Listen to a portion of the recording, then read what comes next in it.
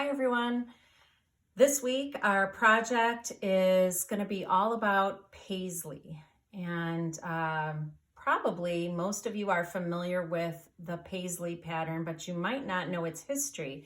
I actually didn't even know its full history, and I've been fascinated by what I'm learning. Paisley pattern, you really see it everywhere. In fact, today I'm wearing a top that has Paisley pattern on it. And I'm going to show you some pictures in a minute of different things that have Paisley pattern on it. But Paisley goes all the way back to almost the time of Christ, actually.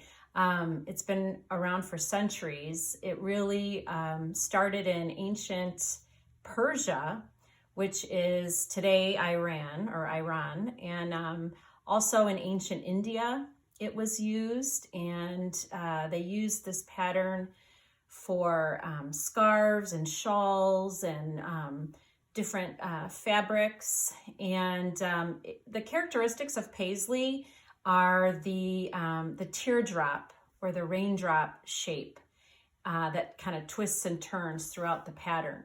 So I know as soon as you see it, well, you can see it again on my top, you'll recognize it. But let me just briefly introduce what our project's going to be. Mine is not done yet, and I will finish it and post a picture of my finished project. But you're going to choose an animal or an object or some kind of image to put in the center of your paper. And then you're gonna completely surround it with Paisley pattern. So I chose a dove. You could choose a giraffe or an elephant or a dog, some other kind of bird. You could choose a flower, a leaf. It could be as simple as a heart, any kind of image that you want. And it's really going to be, it's almost like a silhouette, but instead of being black, it's going to remain white. Or if you want to put a little bit of shading in it, you can. But we're going to surround it with Paisley pattern. So let me tell you a little bit more about Paisley. So here's an example of Paisley pattern. And here's an example of some Paisley pattern that's on a bowl that I bought. It was actually made in Turkey, but you can obviously see that beautiful Paisley pattern in this bowl. And I know it's funny, but this is actually my shower curtain. Yes, I was partially inspired by my shower curtain. Isn't that hysterical? Here's a big close-up of the pattern, Paisley pattern in my shower curtain. And even though I told you that Paisley originated in ancient Persia, it actually got it was not called Paisley pattern back then. It got its name from a town in Scotland. And it was very popular in Scotland and in Ireland. And it's had its popularity, ebb and flow throughout the centuries. It got real popular in the 1960s, and here's some examples of some more kind of funky, fun Paisley pattern from that era. And if you zoom in, you can really see a lot of the detail that they put in and in between even those teardrop shapes. So what you're going to do is decide what your image, your main image is going to be. So again, it can be an animal, it can be an object. I'm going to totally leave that up to you, but you want the drawing to remain either completely empty inside, white like I did, or just keep it fairly simple. I wouldn't do all kinds of detail inside the image, but again, I chose a dove for my image, and so that's how you would start. You would just start by drawing out a sketch of your image. And so I Just kind of got the basic shapes for my dove like that, and then I started putting in the feather details like this. And so I did that, and when I was done, I traced over it with an ultra fine tip Sharpie. You could also use a micron pen, or if you don't have either of those, whatever thin marker you might have at home. And then once your image is done and outlined, you're going to start on the Paisley pattern. Now, the more ancient Paisley pattern, this teardrop shape, originally had this swirl or this curve to the top. So if you want to include that, that's more of the Persian or ancient way of doing it. In more modern times, the teardrop is more just kind of like that. It doesn't have that extra curve. So if you want to keep it more like this and not do the curve, that's fine with me. You choose which one you like better. You might notice on my notes here that I wrote the cypress tree, a symbol of life. I read that originally that's what this was supposed to symbolize. It was supposed to symbolize the cypress tree, and it was a symbol of life. So I just thought you might like that little history, more information on the history. So here's an example of when I started. And what I did here is very small, tiny, intricate Paisley shape patterns. And this is going to take quite a while because it's so small and detailed.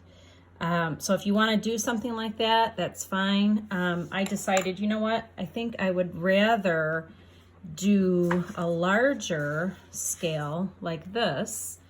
And that way I can do more detail in each individual teardrop shape. So on these small ones, you're not going to be able to do a whole lot because they're so tiny. But on the large one, you have a lot of freedom to get more creative with the designs inside the pattern. So I thought I would just show you my process a little bit on this one. Whoops, on doing more of this larger Paisley pattern. So again, the characteristics of Paisley are that it has that kind of twisted or turning teardrop shape. And other than that, it's really up to you what you want to include as far as the details. I do think that most often they include some kind of nature, something inspired from nature, like leaves or a pattern that comes from nature, but it doesn't have to. So it's totally up to you. So how I would start after you have your image, I would just start by drawing those big teardrop shapes like this. And again, they're kind of twisted or turned. So this one's going this way. Maybe my next one will go that way. And over here, I might put one coming like that. And then this one would be going this way. So I'm just kind of filling the space first with my teardrop shapes. And if you want to just do this right away with marker and not in pencil, feel free to do that. I definitely would suggest when you get to the patterns doing it in marker so that you don't have to do it twice. And you guys probably remember hearing me say that in class before. Some of you I know don't feel comfortable with that. You'd rather do it all in pencil and then trace it all in marker. That's fine. That's up to you, but it does require a lot more time to do that. So if you're brave enough to just go for it with marker, I think that would be great. So let me show you how I did these patterns. So once you have the basic outline, See, and now I have to trace all these, but that's okay. Just erase my extra pencil lines. So now I'm going to do the detail. Usually there's another teardrop shape or several teardrop shapes inside the original shape. So kind of like, you know, concentric circles. Well, this is like concentric teardrop shapes. I don't know if that's a proper way to use that term, but a teardrop shape inside a teardrop shape inside a teardrop shape. You guys get the idea. Okay, so I'm doing, let's see, 1, 2, 3, 4 lines. So I've got 3 so far. And you know what? I think because this is already pretty small, my last one I'm going to add on the outside. So you can do that too. If you decide, you know what, it's a little too small, let me put one on the outside. All right, and then in the middle, I did these shapes. And then inside these shapes, I just did some lines, almost like hatching. Really kind of like hatching, I guess. Just to give it some texture and some more, some darker values there. And then I'm switching it up. So in some of these, I'm leaving it blank and I'm gonna color it in with colored pencil. And some of them I'm doing these circles. So here I'm doing these different size circles.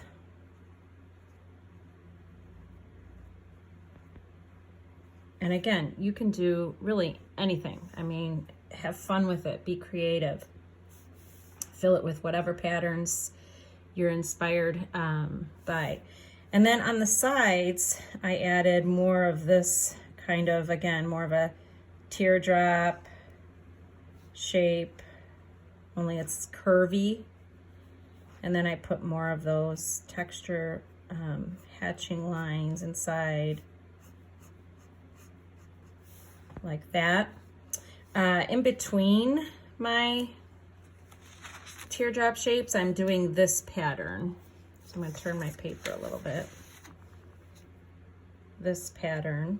So it's more of the, I'll do one here. It's more of that teardrop shape, only they're tiny and they're curvy. So one's that way, and I'm going to gradually get smaller. So I really have like large, medium, small. And then I did a series of 3 or 4 circles that gradually get smaller too. So I start with a bigger one, then smaller, smaller, and then just a little dot. So that's the kind of pattern I'm going to do in mine.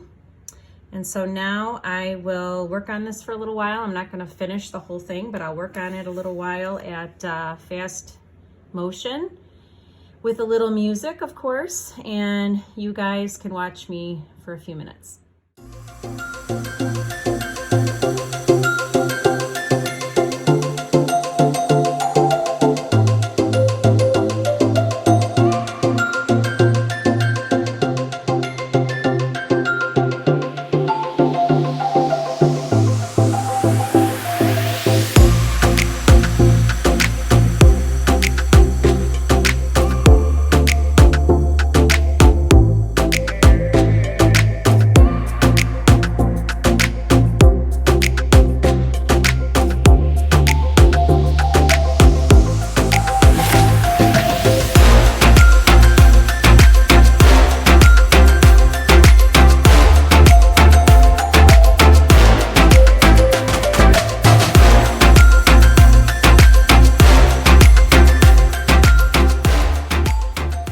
Okay, so I hope you guys are inspired like I was by the Paisley pattern.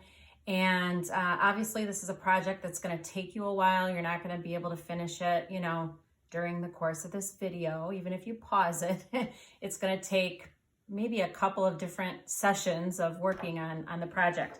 I got a little bit more done. You can start, you're starting to see really the shape of the dove come out as I continue to color in and fill in all my Paisley patterns. So I'll be sure to finish this and post a picture of my finished artwork. But since this is going to be such a time-consuming project, next week we'll do something more simple and something that won't take you as long. But I'm excited to see what you guys come up with. And so don't forget to send me pics of your artwork. Have a great day, everyone.